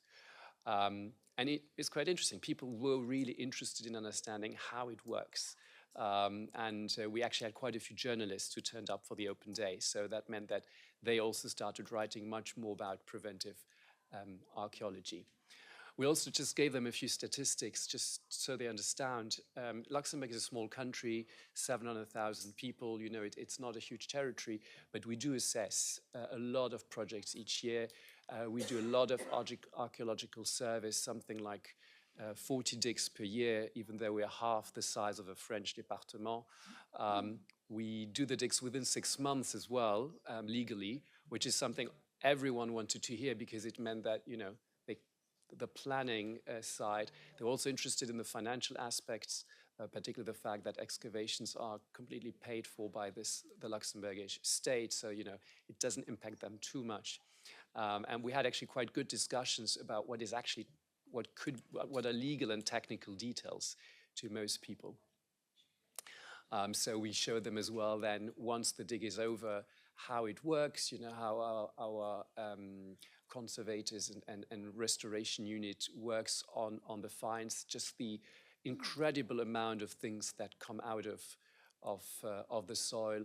And we just gave them an idea of some of the finds of just the previous year, you know, from, you know, Roman frescoes to Merovingian jewelry, all sorts of, you know, research that we do based on fauna, flora from different periods. And that also convinced, I think, the people that took part in the open day of the importance of the archaeology. Now, of course, the people who came to see us were people already somewhat convinced, because, I mean, they really came to see us, but we also did a reel that you can see on our Facebook site, and that reel was watched by a few thousand people. So even to those who were not there, they could get a sense of what we'd done. So what were the goals? Really to show them the behind the scenes, to just explain how we work, as I was telling you, and what we ultimately all get out of it as citizens. Explain the difference a bit between the more traditional archaeology and what is now the major source of archaeology in Europe, preventive archaeology. Why it is so important that we intervene before things are built. Show them a bit just the wealth of our heritage, because, you know, it's easy. Most people think in Luxembourg think archaeology and they think Pompeii, they think Rome, and I get it. But we wanted to show them that there's a lot of things lying in our soil, and that it impacts what we are, who we are, what our identity is like nowadays. Also to explain a bit that there are not only museums, we don't have a museum and we have a national museum, but also how do we get to an object in a museum.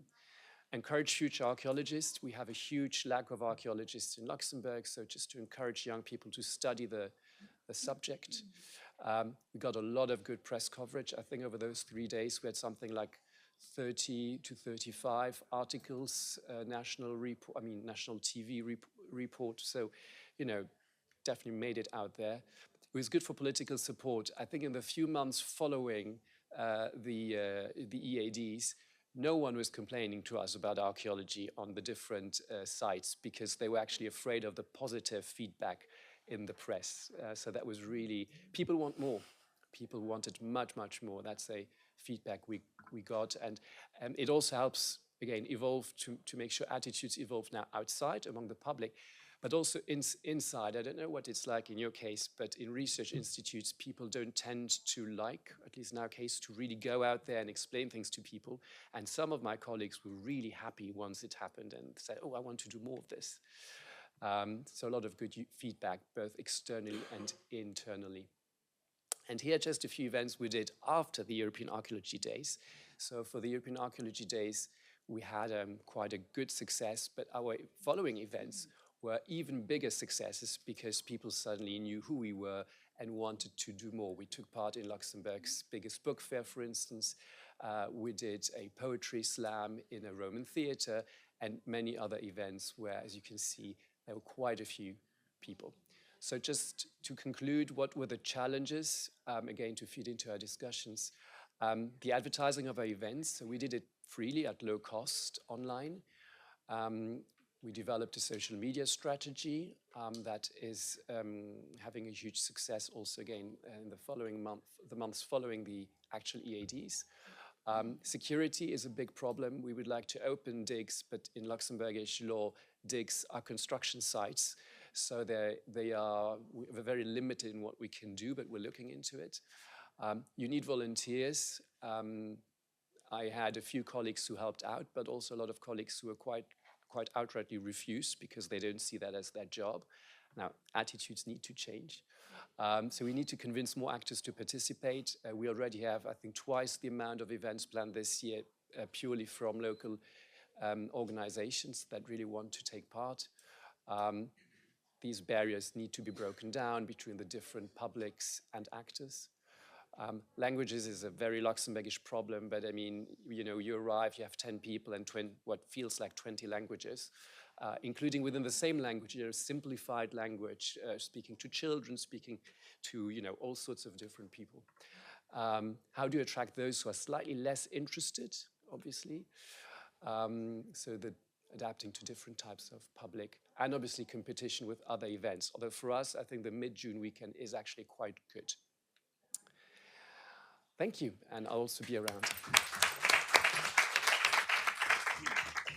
Merci David. Et donc on va passer à Marta Arcos et Cristina Lafuente du ministère de la Culture d'Espagne.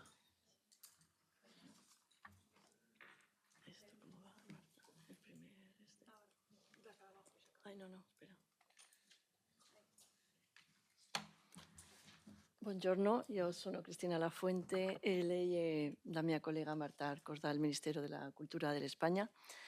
Vogliamo prima ringraziare al Ministero della Cultura dell'Italia, in particolare l'Istituto Centrale per l'Archeologia.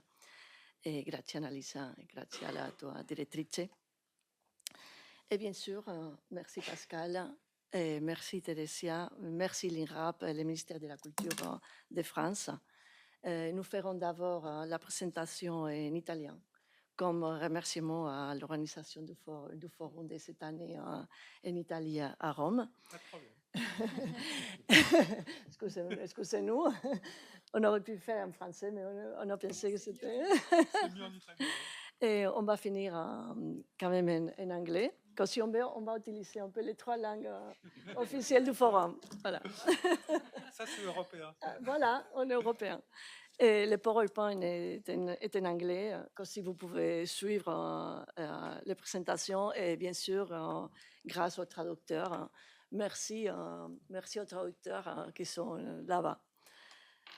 Voilà, on espère que ça sera compréhensible. Voilà, on commence. Come è già stato spiegato nell'introduzione, le giornate sono nate dal 2019 e l'Espagna si è aderito un anno dopo, soltanto un anno dopo, nel 2020.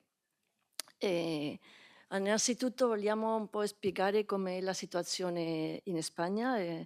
L'Espagna è un paese decentralizzato e così il lavoro del Ministero è un po' provare da centralizzare, organizzare tutte le attività delle regioni. Le giornate sono coordinate dalla Direzione Generale dei Beni Culturali e delle belle arti attraverso due sottodirezioni, l'Istituto del Patrimonio Culturale dell'Espagna e l'altra sottodirezione della gestione e coordinamento del beni culturali, dove lavoriamo noi.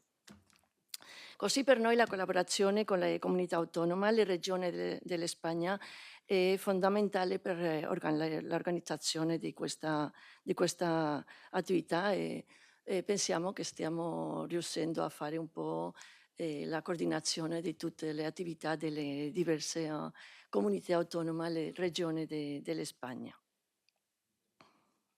La siguiente es aquí, ¿no? Così. Il nostro obiettivo principale, così come il vostro, è avvicinare l'archeologia alla cittadinanza da prospettive diverse, sensibilizzando sul valore e sulle sfide del patrimonio archeologico e promuovendo la partecipazione attiva del pubblico nella conservazione e la diffusione, come potete vedere, no? L'Espagna propone ogni anno un ampio ventaglio di attività e diverse iniziative rivolte a persone di tutte le età, con l'intento di promuovere una cultura archeologica responsabile e una conoscenza più approfondita del proprio patrimonio. Vediamo un po' cosa facciamo in Spagna. No, questo è. Così. Allora, cosa fare durante le giornate in Spagna?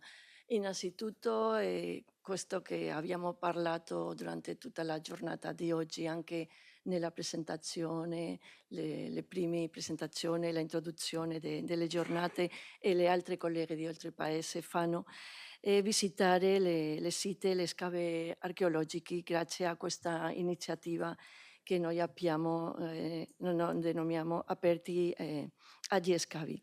Per noi è un'attività molto importante perché è l'attività che ha proposto il Ministero della Cultura, è un'attività a livello nazionale e che adesso quasi tutte le regioni lo fanno, si hanno aderito a questa iniziativa.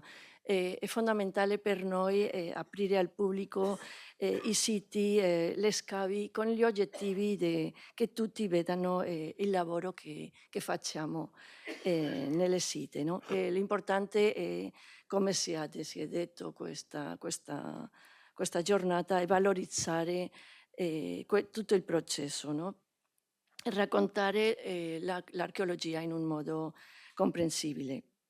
Sappiamo che non è facile, però pensiamo che è un'attività che veramente avvicina al pubblico al nostro lavoro. No? È importante anche questo per sensibilizzare il pubblico contro molti problemi che abbia il patrimonio oggi, il vandalismo, il crimine. Se si sentono che è cosa di tutti, forse otteniamo qualcosa in un futuro. No? Un'altra attività importante per noi è percorrere itinerari escursionisti per scoprire il patrimonio archeologico e il paesaggio culturale locale. Bisogna comprendere che l'archeologia è sempre unita al paesaggio. Per noi non è facile, non possiamo comprendere l'archeologia senza il paesaggio dove sono i siti archeologici. Un'altra è un po' fare il link entre il patrimonio intangibile e il patrimonio tangibile o materiale e fare il link entre la gastronomia e l'archeologia con la degustazione dei prodotti tipici del territorio. Adesso è una forma di conoscere la storia della società nel suo passato. No? E also 3 lingue, abbiamo detto 3 lingue. Partecipare alle visite guidate non soltanto nelle siti, ma nei musei. È fondamentale la collaborazione, come per voi, la collaborazione con un'altra sottodirezione dei musei per valorizzare questa archeologia. No? Per esempio facciamo laboratori pratici dove si possono realizzare oggetti in ceramica con le tecniche romane o le tecniche visigote, che dopo i bambini, normalmente sono i bambini, si portano a casa e sono veramente orgoglioso di fare questa attività. No? E un'altra è vivere la storia attraverso rievocazione storiche che portano in vita i nostri antenati. No? Non voglio spiegare molto perché lo so che non abbiamo molto tempo disponibile, però dopo possiamo parlare di tutto questo. E quest'anno also abbiamo fatto un'altra attività che è questa edizione il Ministero ha organizzato un ciclo di conferenze dedicato alle nuove tecnologie che oggi sono veramente essenziali per il lavoro, no? Alla documentazione, allo studio, all'analisi e alla diffusione di questo patrimonio attraverso le nuove tecnologie. No? E per questa parte lascio alla mia collega che spieghi un po' di più questa attività che abbiamo fatto l'anno scorso. Grazie Cristina. Come ha già fatto il mio collega, desidero ringraziare gli organizzatori dell'evento. È sempre un piacere tornare a Roma e questo è tutto ciò che posso dire in italiano. E ora proseguirò in inglese. As Christina was saying, considering specialized but also not specialized yet public, such as students, amateurs, people preparing for public services, we call it oposición in Spanish.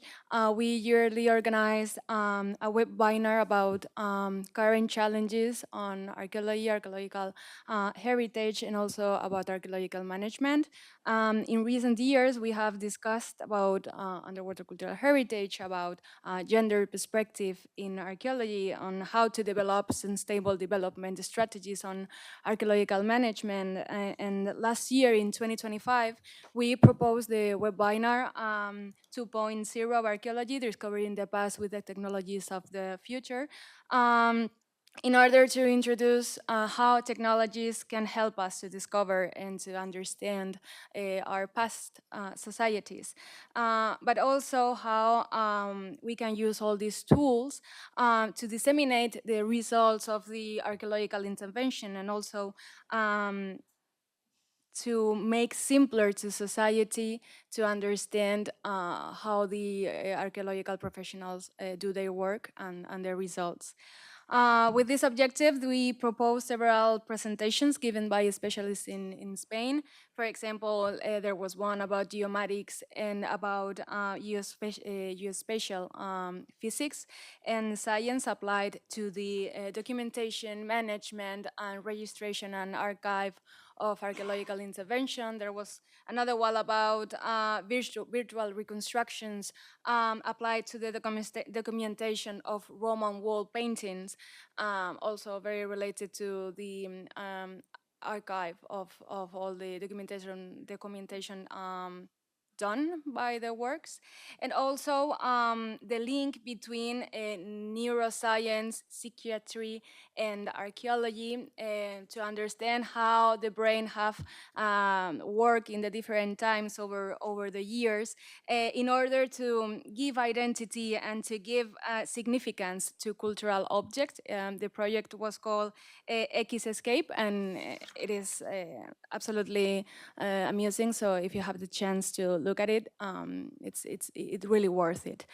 And lastly, we also present some interventions about how virtual and also 3D reconstructions can help us to recover the image of the past. And in any way, from our perspective, the web binar was a success with more than 400 inscriptions, not only from Spain, but also from other European countries such as Italy, Portugal, France, etc., and also from other non-European countries such as, for example, Brazil, the United States of America, Mexico, Uruguay, Argentina, among many others.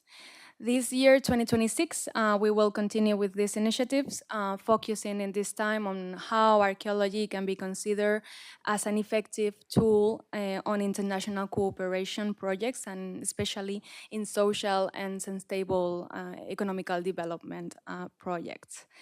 And also, talking about the future, just a few months ago, the ones that you were in Altamira last week, you already know about it, but we just approved and present the Spanish National Archaeology Plan, which is a national strategy in the protection, conservation, management, and dissemination of archaeological and paleontological heritage, done and consensuated by all the regions in Spain and coordinated by the Ministry of Culture in a national level.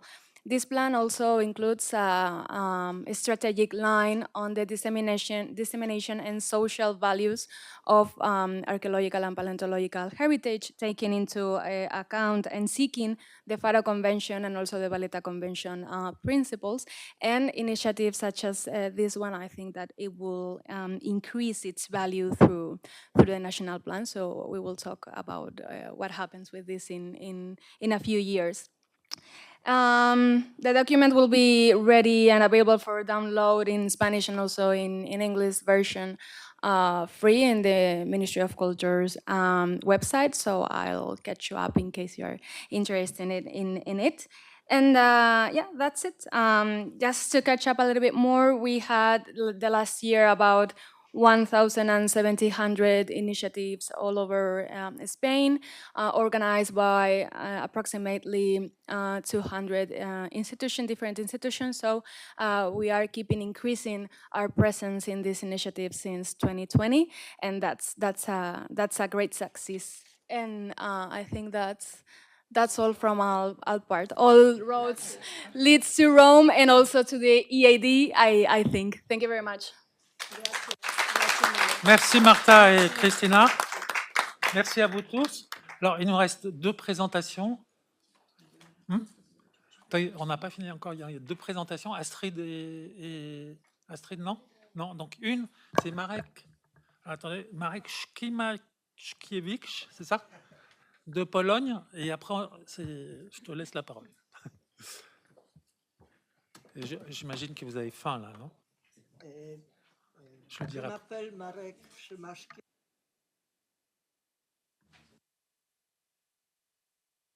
Szkiewicz.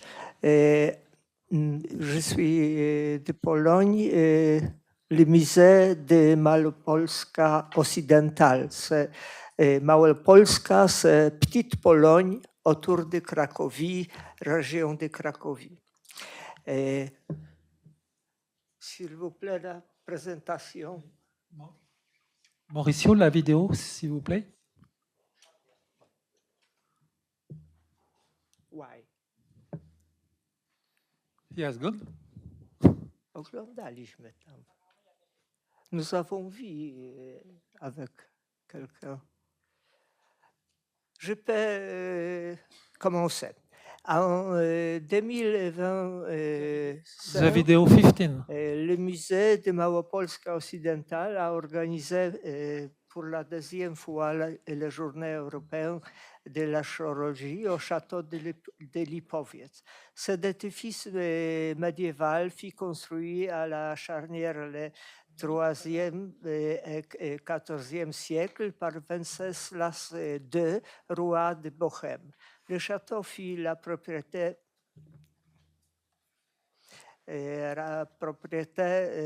le siège de l'évêque de Cracovie de 1240 jusqu'à début du 19e siècle. Il servit longtemps de prison pour le clergé. Plusieurs cellules cachots de famine sont encore visibles aujourd'hui. Depuis plusieurs années, divers projets de recherche, notamment archéologiques, sont menés au château. Ces recherches visent à fournir des informations qui serviront à la rénovation du bâtiment prévu cette année et qui sont continuées l'année prochaine, et la création de nouvelles expositions. Les Journées européennes d'archéologie au château de Lipoviec, organisées depuis 1924 et qui se déroulent cette année encore en juin, ont pour objectif de sensibiliser le grand public à l'archéologie et son rôle dans la compréhension du passé du pays, du continent et du monde, en particulier celui des générations qui ont habité ces lieux. Okay.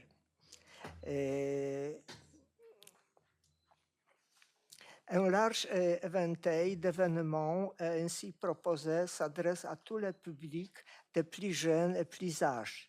Au programme, combat des chevaliers,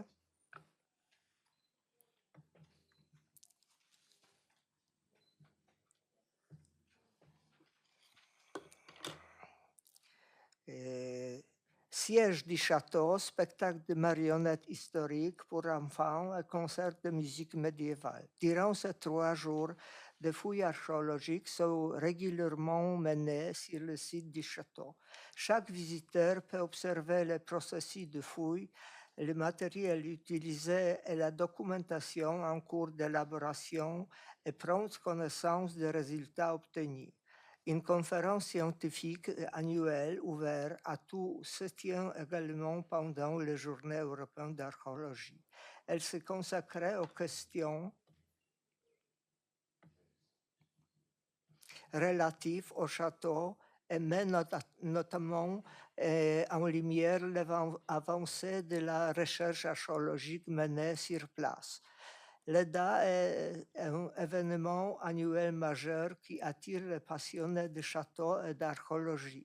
Grâce à l'EDA, le nombre de visiteurs au château ne cesse d'augmenter et les participants acquièrent les nouvelles connaissances qui enrichissent leur horizon. Ainsi, toutes les amusants, ils sensibilisent les jeunes enfants et le respect du passé et de l'histoire de leur pays. L'année dernière, près de 1500 personnes ont visité l'événement durant toute la durée, ce que nous considérons comme une réussite. Nous espérons que cette année sera encore meilleure. 5 minutes.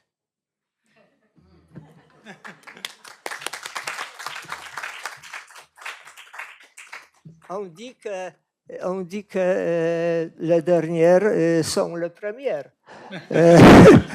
Voilà, merci Marek. Désolé pour le petit bug technique, on a quand même pu voir la vidéo. Merci pour votre présentation. Merci bien. Juste une petite précision. Donc ça, vous allez le rendre à l'entrée de l'auditorium, parce que vous allez avoir une interprétation pour la visite du musée, mais ça sera un autre matériel. Donc il faut absolument rendre ce matériel avant le déjeuner. Voilà. Merci à vous. On a explosé les horaires, je crois. Et je laisse la parole.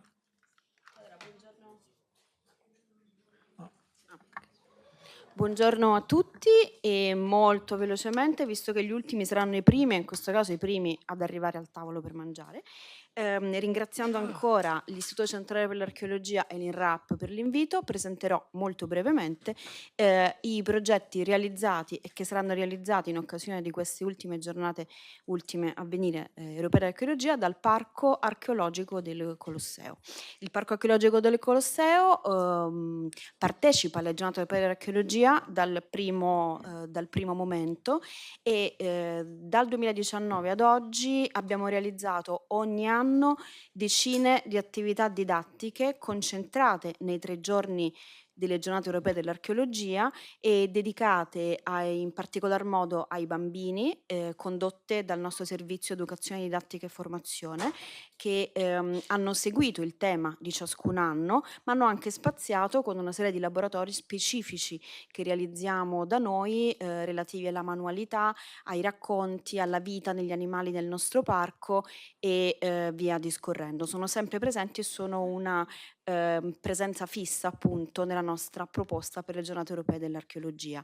Ancora tutti gli anni sono presenti attività dedicate al pubblico delle persone non udenti e sorde, e in particolar modo attraverso visite tattili che vengono condotte all'interno dei nostri musei e visite in LIS, lingua italiana dei segni, attraverso i siti e i monumenti del nostro parco, in particolar modo tra Foro Romano e Palatino.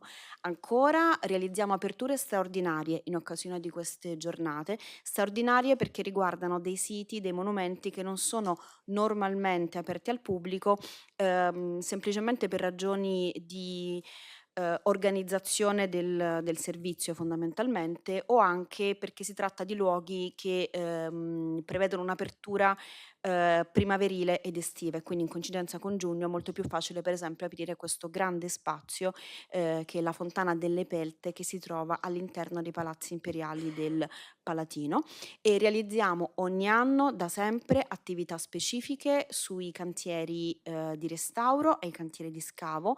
Questa foto nello specifico è il cantiere di scavo della Vigna Barberini Cenazio Rotunda, che si trova sul Palatino, e questo cantiere è appunto in genere chiuso al pubblico, e abbiamo realizzato diverse visite per portare il pubblico, consentitemi il termine, generalista, cioè di persone assolutamente non addette ai lavori, a visitare un posto che non soltanto appunto è oggetto di scavo archeologico, ma è un posto poco noto per chi non conosce la dinamicità dei siti del Parco Archeologico del Colosseo e comunque la morfologia per esempio del Palatino.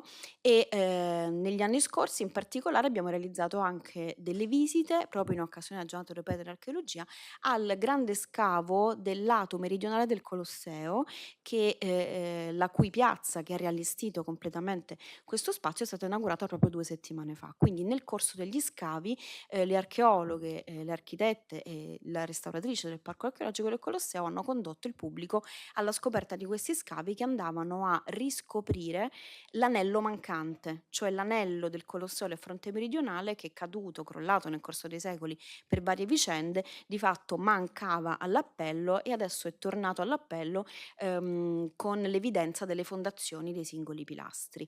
Noi realizziamo tutto l'anno attività di divulgazione e di conoscenza attraverso i cantieri, e siamo molto felici che l'argomento di quest'anno, il tema scelto per quest'anno sia cantieri aperti, perché potremo portare delle novità per noi significative. Continuare però in questo caso con il pubblico delle giornate, con le visite ai cantieri di restauro che sono in genere chiusi al pubblico per motivi di sicurezza, ovviamente la sicurezza è garantita nel caso delle visite, ma che sono diciamo fuori dal flusso delle visite quotidiane. È una novità molto speciale che voi potrete notare in parte, insomma, con la visita che faremo domani, un progetto, un ciclo di visite che noi realizzeremo nella stazione Metro C Colosseo Fori Imperiali, che è stata da poco aperta e inaugurata, che riguardano non soltanto la visita degli allestimenti, ma la partecipazione, almeno dal di fuori, ai cantieri di manutenzione che realizzeremo nel corso del tempo, quindi con l'apertura delle vetrine, la spolveratura delle opere. E qui c'è un video breve che riassume quanto realizzato finora. Segue un nuovo inizio. Conclusi i lavori di restauro dei reperti archeologici musealizzati all'interno della stazione della metro C Colosseo Fori Imperiali, parte una nuova fase di manutenzione programmata di tipo partecipato per coinvolgere i tanti pubblici del Parco Archeologico del Colosseo. È un'occasione per avvicinare i visitatori alle attività di manutenzione e alla conoscenza dei manufatti. Diamo informazioni, raccontiamo, condividiamo le nostre attività, illustrando ai visitatori quello che facciamo e avvicinandoli alle attività e alle strutture con il nostro racconto e con la visione del dietro le quinte delle attività conservative, questa volta aperte al pubblico. Cooperativa Archeologia, con l'intervento odierno di manutenzione ordinaria, dà continuità all'attività che l'ha vista come protagonista durante le fasi di scavo, documentazione, restauro e manutenzione delle strutture e dei reperti rinvenuti, ricollocati poi in stazione. Siamo qui perché pensiamo che un'iniziativa di manutenzione programmata sia il migliore degli esempi per testimoniare che insieme ci prendiamo cura del patrimonio in questo luogo e continueremo a farlo anche con nuovi appuntamenti. In chiusura c'è l'Umarell che nominava Annalisa oggi, quindi approfondiremo come una letteratura comparata oggi se questo nome sia presente anche nelle altre lingue europee.